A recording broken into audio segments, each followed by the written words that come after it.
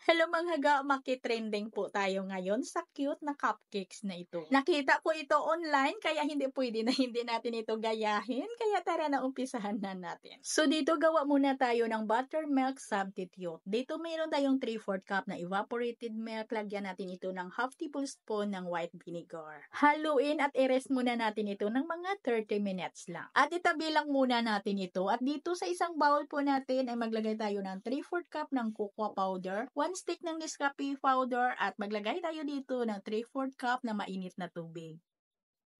At pagkatapos nating haluin yan, ay maglagay tayo ng 1 and 1/4 cup ng light brown sugar, 1 teaspoon ng iodized salt at isang piraso na large na itlog. Half cup ng mantika at dito naglagay tayo ng 1/2 tablespoon ng vanilla extract. Hindi lang naipakita yung paglagay natin. At pagkatapos haluin at ito nakalipas na din ng 30 minutes, yung pagbabad natin dito sa ating buttermilk substitute ay ilagay na po natin dito sa ating mixture. At haluin lang natin ito nang halos matunaw na din natin yung ating mga dry ingredients. At dito sa ating mixture ay gagamit ako ng cake flour. Maglagay ako dito ng 1 and 3/4 cup, 1 teaspoon ng baking soda at 1 teaspoon ng baking powder.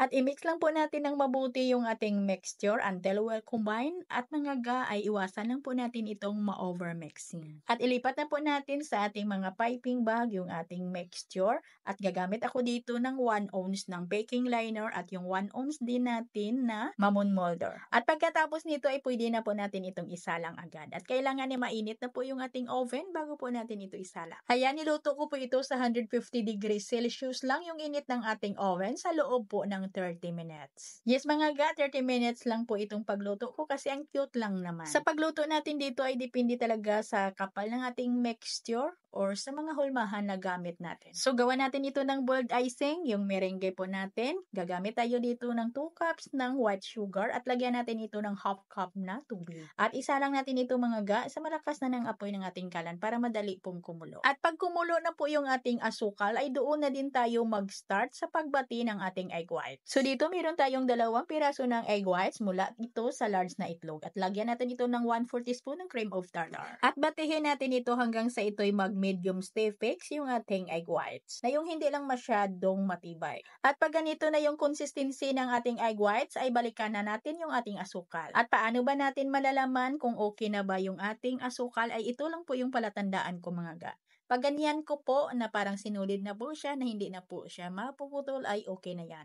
At agad na din natin itong paunti-unting ilagay sa ating egg white. Kailangan ay unti-unti lang talaga yung paglagay natin para hindi din maluto yung ating itlog, yung ating egg whites, para hindi po magbulubuhangin or parang magaspang yung ating merengue. At nang naubos na po nating nailagay lahat yung ating sugar syrup, ay batihin pa natin ito ng mga ilang minuto hanggang sa tumibay yung ating merengue. At isali na natin ito sa ating mga plastic piping bag at ipipe na po natin dito sa ibabaw ng ating mga cupcake.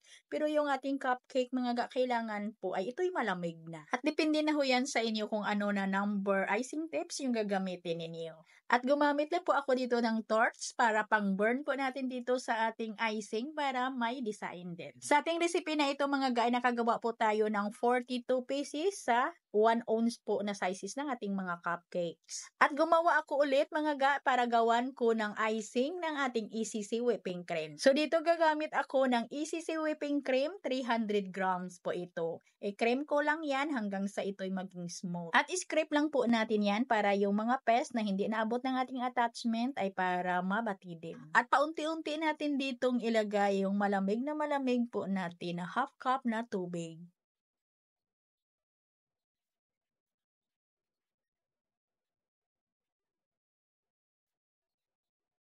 At nang naubos na po natin yung ating tubig, ay batihin lang po natin yung ating icing ng mga ilan pang minuto hanggang sa maging stable talaga na yung ating icing.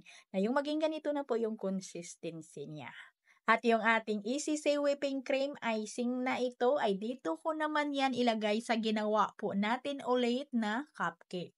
Bali gumawa po ako ulit mga ga ng cupcakes para lagyan ko po ito ng ating icing. Ayan, may pagpipilian na po kayo kung saan po yung icing yung bit ninyo na pang frosting po natin dito sa ating cupcakes. At sana makagawa din kayo ng ating mini chocolate moist po ito mga ga yung ating cupcakes na para pag may handaan sa inyo yung birthday ng mga anak ninyo ay Di ka na mag-order sa labas kundi ikaw na mismo yung gagawa. At dito naman sa pang-design po natin ay nagtunaw lang po ako ng dark chocolate.